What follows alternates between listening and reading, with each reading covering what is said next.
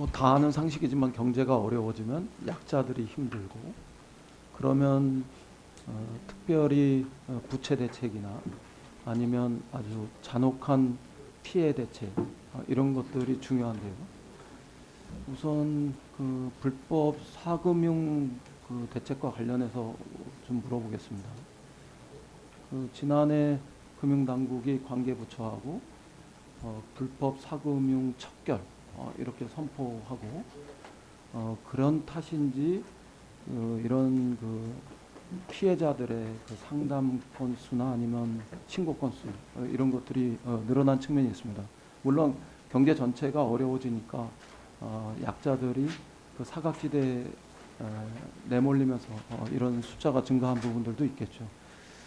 그런데요, 그런 제도적인 정책적인 의지가 등장했음에도 불구하고 실제로 그 상담 그 신고 뭐 이런 것과 관련한 숫자는 5년 중에 이제 최고 숫자로 나타나요.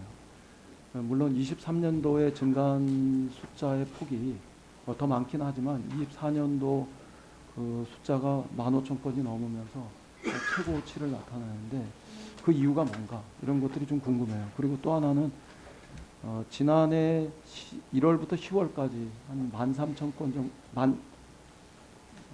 11,000건 뭐 이렇게 되니까 그 실제로 한 달에 1,100건 정도 됐을 텐데 11월, 12월은 한 2,200건 이상 이렇게 늘어나거든요. 그러면은 2배로 급증하는 거 아니겠어요? 그 이유는 뭔지 뭐 이게 좀 궁금한데 좀 확인한 적 있나요?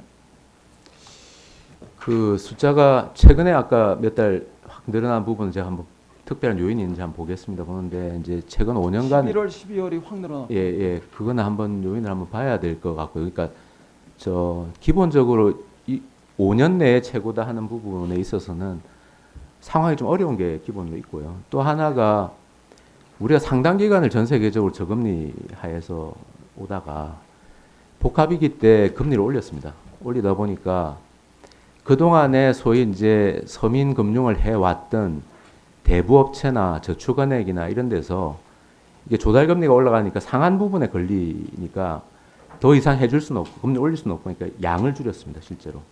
그러니까 그쪽에서 그 서민 소위 저신용자한테 주던 대출량이 많이 줄었고 그것이 결국은 이제 불법 사채 시장 이런 쪽으로 좀 내몰리게 하는 그런 구조적인 요인이 있지 않았을까 그렇게 지금 생각을 하고 있습니다.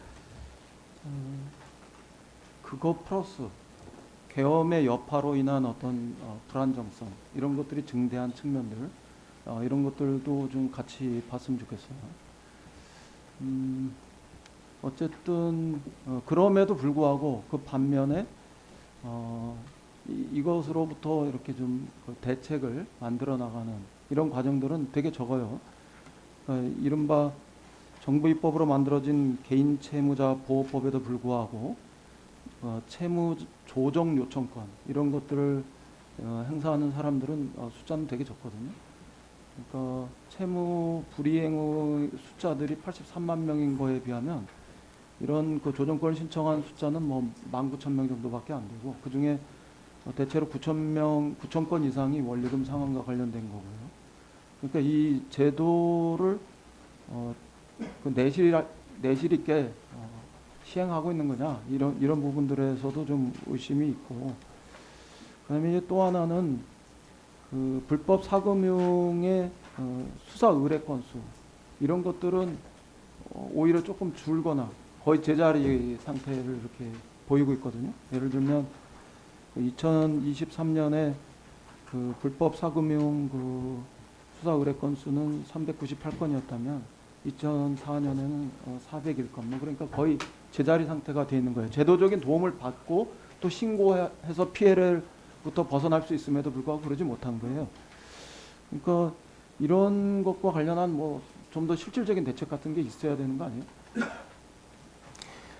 그 채무자 보호법 말씀 주신 거는 이제 지난 10월에 시작됐는데 그거는 그대로 내실 있게 운영할 수 있도록 저희 점검을 하겠습니다. 지금 계속 은행들하고 그걸 하고 있는데 근데 그거보다 그 이전에 지금 말씀하신 부분에 대해서는 그 신보기에서 채무 조정하는 부분들이 사실 더 수요가 많고 그런 부분은 상당히 많이 늘어나고 있습니다. 저희들도 최대한 그 부분에 대해서 조정을 하려고 애를 쓰고 있다는 말씀을 드리고요.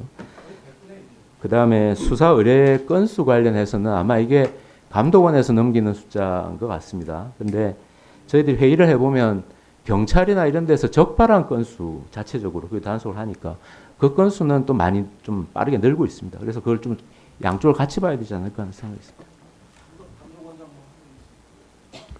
저도 사실 이 불법 사고민 피해와 관련돼서 저희도 매우 심각하게 인식을 하 있어서 대보호법 개정이라든가 채권자 보호법 개정 이제 국회의원님들께서 개정해 주셨고 저희가 이제 여러 가지 제도는 많이 바뀌었습니다만 결국은 어쨌든 이제 물 밑에 숨어 있었던 피해자들이 좀 드러나는 과정에서 신고건이 늘어난 부분은 확실히 좀 있는 것 같고 저희도 또 약간 신고를 좀 편하게 할 수 있게 이제 그 신원 보호 이런 것들을 좀 하다 보니까 신고건이 좀 이제 양성화되면서 늘어난 부분이 있고요. 저희도 최근에 그래서 뭐 이런 그 소비재차 관계를 무효를 추진한다거나 여러 가지 것들을 좀 진행은 중인데 의원님 적절히 지적하신 것처럼 이게 약간 전체 흐름에 있어서 사실 중저신용자 여신 공급이 너무 급격하게 줄다 보니까 벌어진 일이라서 저희가 이거를 무조건 또 빚을 더 많이 늘린다는 것만으로 해결하기 어려우니까 아주 급한 분들께는 우리 금융위 중심으로 하고 있었던 이제 소규모 여신 공급 같은 것들을 꾸준히 진행하면서 결국은 일종의 이제 채무